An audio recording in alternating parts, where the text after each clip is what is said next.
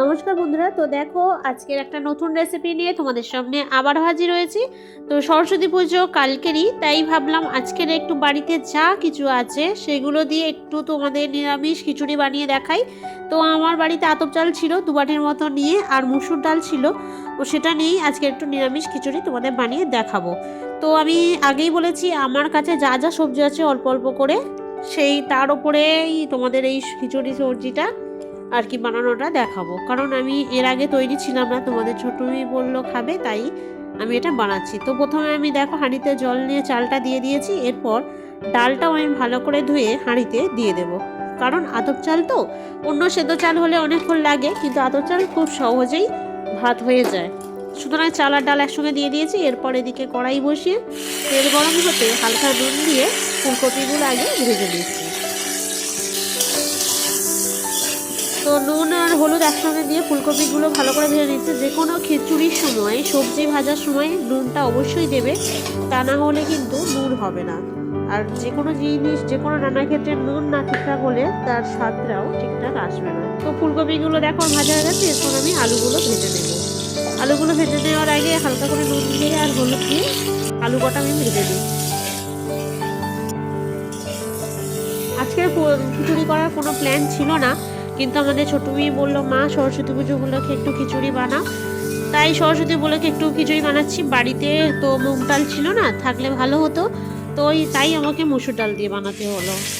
তো আমি আলু ভাজার পর একটু বেশি তেল দিয়ে তেজপাতা কটা দিয়ে দিচ্ছি। এমনকি এই খিচুড়িটা আদা ছাড়াই হবে, কিন্তু খেতে ভীষণ ভীষণ ভালো হয়েছিল। বাড়ির সবাই খুব ভালো বলেছে আমায়, আমার ভীষণ তাতে ভালো লেগেছে। তো আমি এখানে 3টে টমেটো দিয়েছি, একটু বড় বড় সাইজ করে কেটে দিয়েছি। এরপর ভীষণ তেল ছিটকা ছিল, তাই আমি একটু বেশি নুন দিয়ে দিলাম, যাতে টমেটোটা ভালো করে তেলে ভাজা হয়। দিয়ে ভালো করে নেড়ে চেড়ে এরপর আমি দিয়ে দিচ্ছি গোটা জিরে, দিয়ে ভালো করে নেড়ে চেড়ে নেব। তোমরা চাইলে এতে শুকনো লঙ্কা ব্যবহার করতে পারো, কাঁচা লঙ্কা অবশ্যই দিতে পারো, কিন্তু আমি একদম হালকা করে গুঁড়ো লঙ্কা ব্যবহার করেছি, যাতে আমার ছোট্ট মেয়েটা কিংবা বাড়ির বড়রাও খেতে অসুবিধা না হয়। তো এরপর পরিমাণ মতো হলুদ গুঁড়ো দিচ্ছি আর অল্প করে গুঁড়ো লঙ্কা। খিচুড়িতে একটু বেশি হলুদ গুঁড়োটা লাগে, যেহেতু খিচুড়ি ভাতের সঙ্গে অ্যাড করলে কালারটা না হলে ভালো আসবে না, আবার খুব বেশি হয়ে গেলে বাজে লাগবে। তো মটরশুঁটিগুলো রাখা ছিল, সেগুলো দিয়ে দিলাম, দিয়ে ভালো করে আমি নেড়ে নেব, হালকাভাবে কষে নেব বলাও যায়।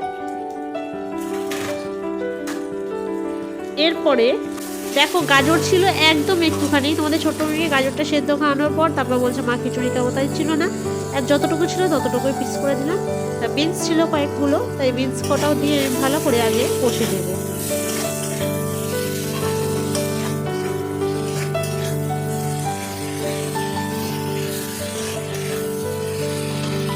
এরপর কষা হয়ে গেলে হালকা করে একটু জল দিয়ে দেবো, অল্প করে দিয়ে ভালো করে মশলাটাকে আর একটু ভালো করে কষে নেবো সবজিগুলোর সঙ্গে। এদিকে ভাতটাও হচ্ছে, দেখো ভাতটা আমার হয়ে এসছে। ভালো করে তুলে দেখো, এই অর্ধেক চাল আর অর্ধেক ডাল যে ফুটে আছে, এরপরেই আমি অফ করে দেবো।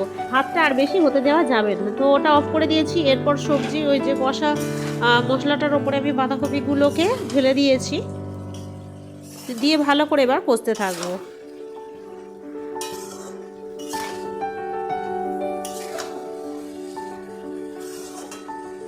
তাই কম সবজি পড়েনি, মোটামুটি ভালোই সবজি পড়েছিল।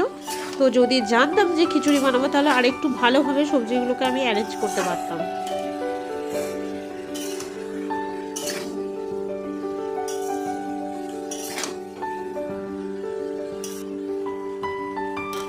তো এর উপরে আমি লাউ শাকের একটা ডগ কেটেছিলাম, তার পাতা সমেত অনেকগুলো ছিল, কিন্তু আমি প্রথম পাতা দেবো না, প্রথমে আমি ডাঁটাগুলো দিয়ে ভালো করে কষে নেবো, তারপরে পাতা দেবো। তো দেখো আমার পাতাগুলো দেওয়া হয়ে গেছে, ফুলকপি ছিল, আলু ছিল, সব কিছু আমি অলরেডি দিয়ে দিয়েছি, দিয়ে ভালো করে কষতে আরম্ভ করছে। এরপর দিয়ে দিচ্ছি 2 চামচ জিরা মরিচ গুঁড়ো, যেহেতু নিরামিষ তাই জিরা মরিচটা একটু বেশি লাগবে, তোমরা চাইলে এটা বেটেও দিতে পারো। এদিকে ভাতটা দেখো আমি ওগুলো অর্ধেক ভাত হওয়াকালীন তারপরে ঢাকনা দিয়ে রেখেছিলাম, এটা আপাতত ঠিকই আছে। তো সবজিটা দেখো আমার কষা অলরেডি হালকা হালকা হয়ে এসছে, এরপর আমি তুলে নেব। এদিকে দেখি ভাতটা একটু নাড়িয়ে নিই, কিন্তু তলায় বসেও নি কিছু না, খুব ভালোই হয়েছে ভাতটা। আতপ চাল তো খুব বেশি সময় লাগে না। এরপর আমি সবজিটা কষা হয়ে গেছে, এরপর আমি হাঁড়িতে সব সবজি আস্তে আস্তে তুলে দেবো।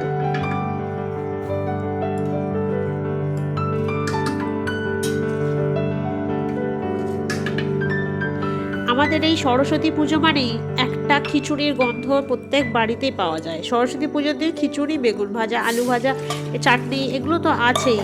তাই আমি সেই কথা মাথায় রেখে ভাবলাম একটু আগেই না কেন খিচুড়িটা বানিয়ে নিই, তারপর সেই দিন তো হবেই। তো দেখ আমার হাঁড়িতে সব সবজি দেওয়া হয়ে গেছে, এবার ভালো করে নাড়িয়ে নেবো। ভালো করে নাড়িয়ে চাড়িয়ে তারপরে গ্যাসে তুলে দেবো। তো কড়াইতে বেশ কিছুটা জল দিয়ে তার মধ্যে নুন দিয়ে নাড়িয়ে গ্যাসে তুলে দিচ্ছি।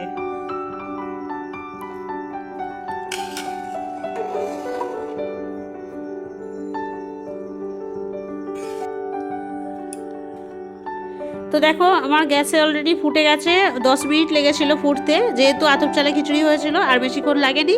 তো ফাইনালি আমার খিচুড়িটা কমপ্লিট। দেখো কত সুন্দর কালার হয়েছে, অল্প সবজিতেই একেবারে বাজিবাদ। তো বন্ধুরা এই ছিল আমার আজকে নিরামিষ খিচুড়ির রেসিপি। কেমন লাগলো অবশ্যই তোমরা কমেন্ট বক্সে জানাবে। আর ভালো লাগলে প্লিজ একটা লাইক করে বন্ধুদের সঙ্গে শেয়ার করো, আর চ্যানেলটা সাবস্ক্রাইব করে আমাদের পাশে থেকো। চলো টাটা।